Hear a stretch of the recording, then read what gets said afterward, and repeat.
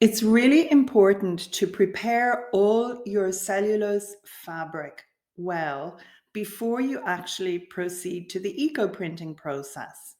And the reason for this is that you need to remove any dirt and impurities in the fabric, and also any finishing, if it's new fabric, that may be impregnated in your cotton, your linen, your rayon, any cellulose fabric.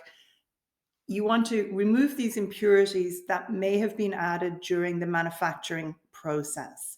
And the way that I like to do that is give it an aggressive hot wash using an olive oil or a coconut oil or a goat's milk soap, a gentle soap.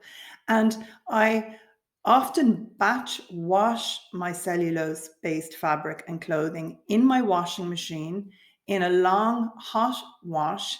And as well as the soap, I also add a teaspoon of washing soda or sodium carbonate into the drum.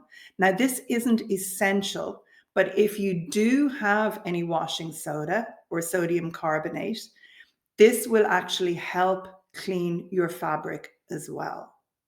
And if I'm batch washing fabric and I'm not intending on eco printing for a while, I would then just dry the fabric, and the night before I am going to eco print, put the fabric in a tub or a bath of water and allow the fabric to get thoroughly wet and soak overnight. And this helps open up the fibers, and it makes them more receptive to receiving the natural dye when I am eco printing. So use a gentle soap, not a commercial detergent or a commercial eco-friendly product, because they contain stain blasters.